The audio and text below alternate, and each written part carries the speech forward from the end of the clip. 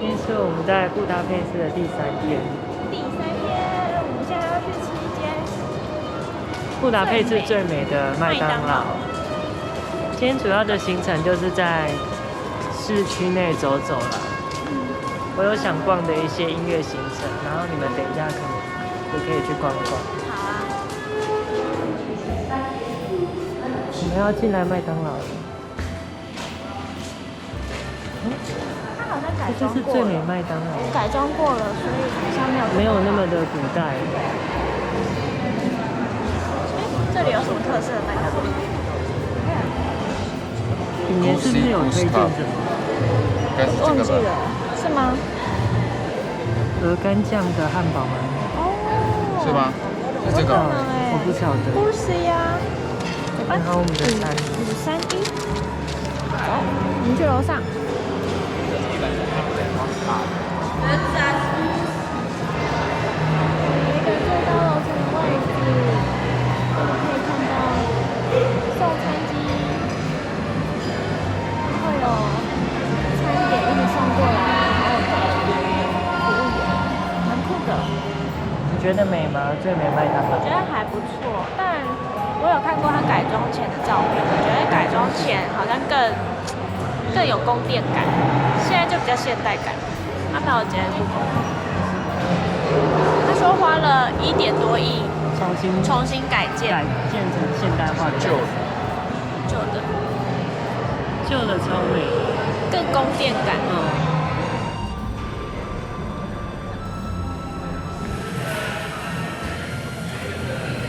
我们的餐送来了，你是要先拍照吗？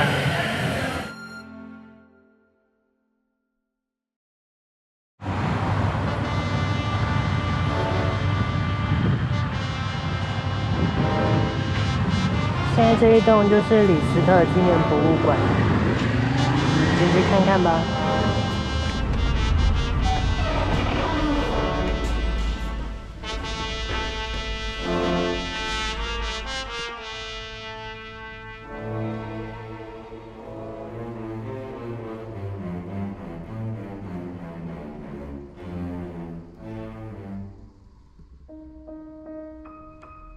李斯特被誉为钢琴之王，是浪漫时期代表性的音乐家。他以高超的钢琴技巧闻名，据说他有一双非常大的手，在钢琴上可以跨到13度。他的一生在欧洲各地巡回，受欢迎的程度甚至掀起了李斯特狂热。晚年的他回到匈牙利，在布达佩斯推动音乐教育。这间博物馆就是他曾经住过的公寓，保留了卧室、教学客厅，还有作曲用的桌子。小小的空间里，记录了一位音乐巨人的故事。这里是李斯特音乐学院，门口有2位亚洲人。嗨！怎么会有2个亚洲人在这里？我们刚好来布达佩斯，然后来看李斯特。哦，是准备想要，因为我们现在是住在维也纳，是想说来布达佩斯看看，结果现在有点想回维也纳。开玩笑。来看看。它是可以进去参观的吗？不知道。好像不行要买门票。GPT 说可以，可是他有拉那个。对啊，可能要问一下。我想说你可以跟我讲。好啊。你要跟他拍照吗？我先帮你拍。我要跟那个李斯特拍照，不知道可不可以进去？我们去看看。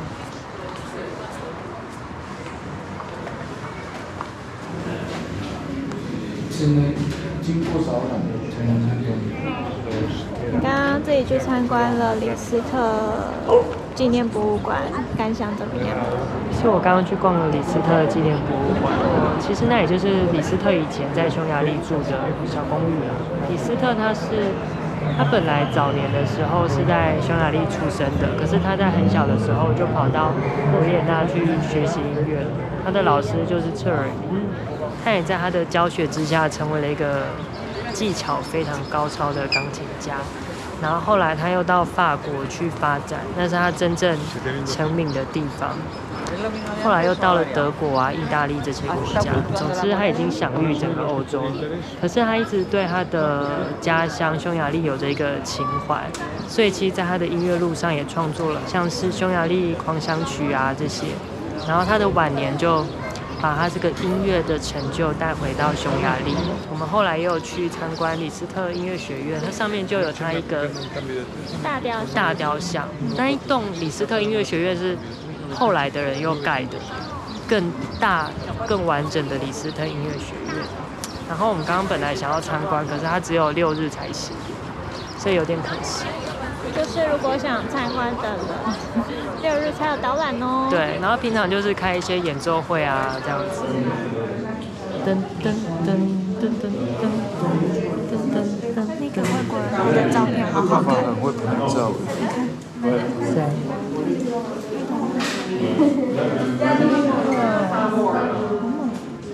怎么办？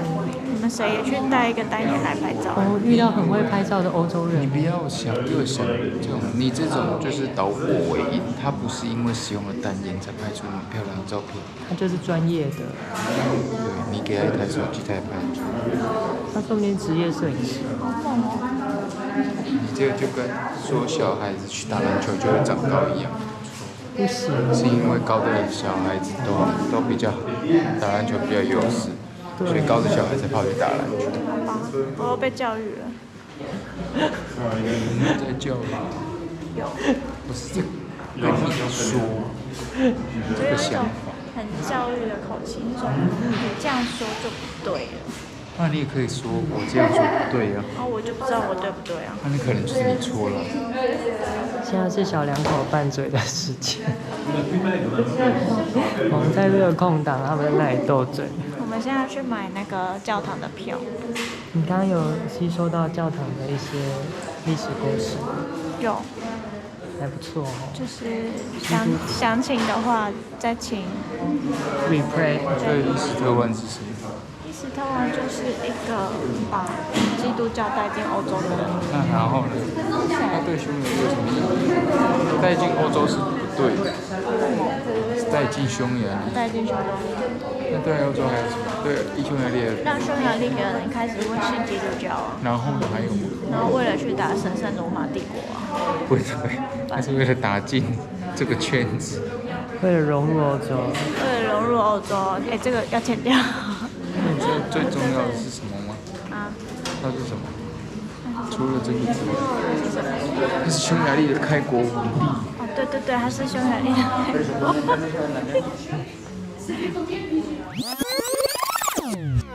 这个圣殿有什么特别的意义吗？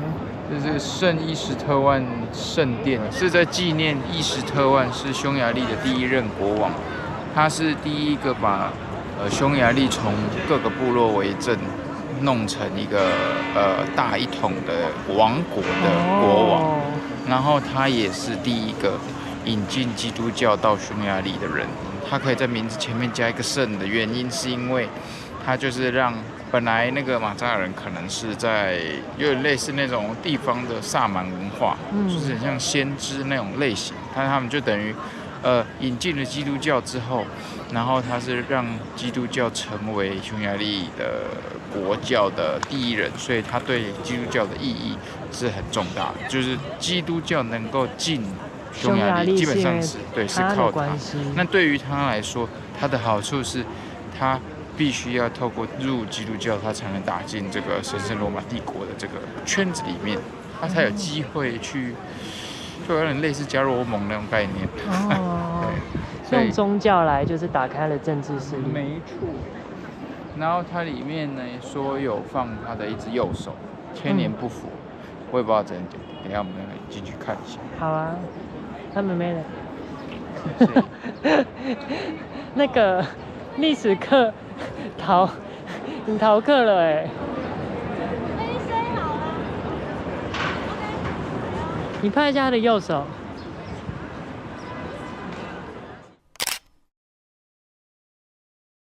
你是来自哪里的历史老师？捷克历史老师。没错 ，All in one ticket. Thank you.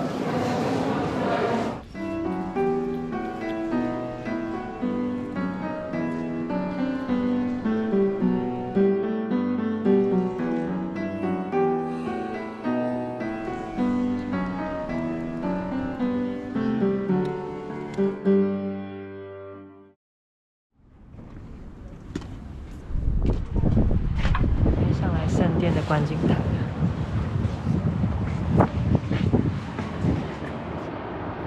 小两口现在在拍照。后面那里有个摩天轮的地方，应该是伊丽莎白广场，一个传说中转得很快的摩天轮。我们现在在圣殿的里面，它里面有一个，这个应该是防风防震的吧？可能要问理工的专家、建筑专家。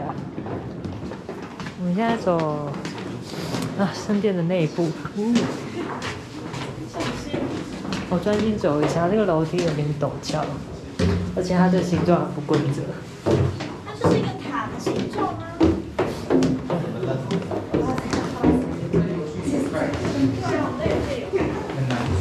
天哪！是玩那种盖房子的 RPG 游戏的那种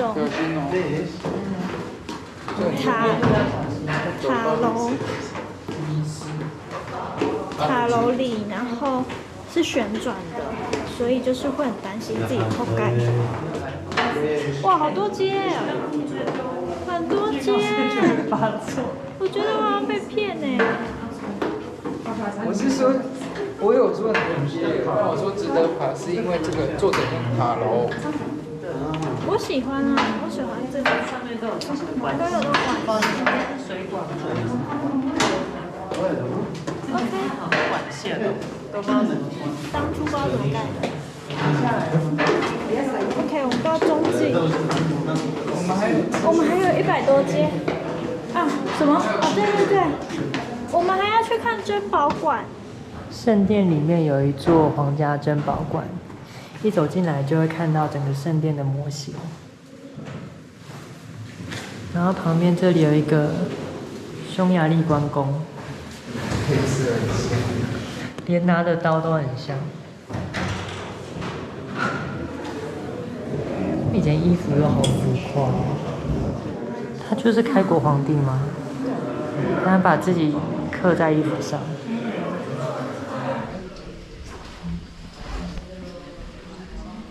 我们刚刚走完了布达佩斯的圣殿，应该是这里最重要的一个宗教建筑吧？应该是因为最大。最大。然后门票现在变得有点贵。你的心得就在票价上吗？对啊。你还有其他心得吗？我以为是免费的。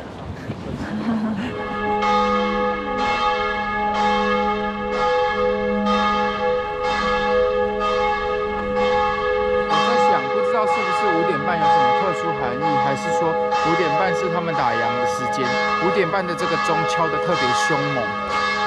不是，是5点45打烊。对啊，所以5点半要告诉大家准备要走了。那这个应该就是晚安曲，让我们互道一声晚安，这个意思。就是很狂起来的抢我。你看他们打人的方式很暴力耶，我们台湾多温柔。新知识，这座教堂里的钟是全匈牙利最大的钟，重达9吨。9吨的钟，是不是有人在里面敲啊？越敲越小声，有种飞绕的感觉。敲了2分钟哎。走吧，现在5点半之后，一些街边的灯开始亮起。我们在这里比较布达佩斯的房价，其实蛮贵的。国会大厦对面的话，我抓新房子的坪数，就是如果是135%公设的话，它单品也要100万。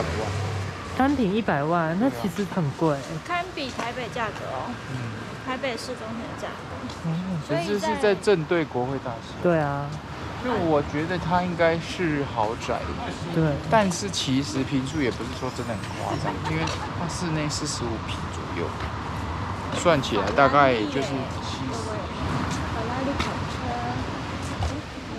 哇，好帅哦！我觉得这里可能贫富差距比台湾更大。可能是。你也研究过他们的人均所得？对，那我来看一下匈牙利的贫富差距大不大？但是其实还好哎，但他们也有出问题的，就是他们现在就是等于物价上升，但他们薪资并没有上升。然后他说，很多年轻人及专业人才都会选择到西欧，就是比较近的话，就是德国或奥地利工作，就是不会留在当地。因为现在通膨很严重啦。我们这几天吃外面，其实它的物价没有比奥地利低很多哎，如果外食的话。对，就有啦，有显著的低，但是没有低到是符合他们的人均收入的感觉。对啊。是纪念2战的俄国军人。好啊。为什么要纪念？随便走走又有旅游。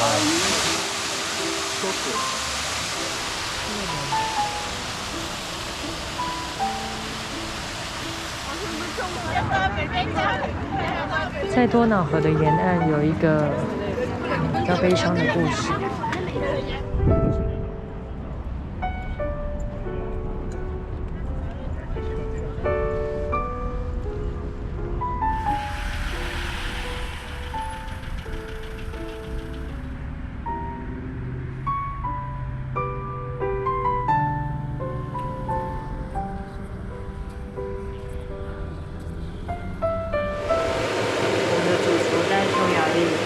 正式煮晚餐。今天的晚餐是走什么风？乱煮风。乱煮风。其实我不知道我在煮什么，因为本来没有要吃这个当晚餐。本来是要当宵夜的。对啊，就变晚餐。好，我自己买了一个中式料理，还有一些炒饭。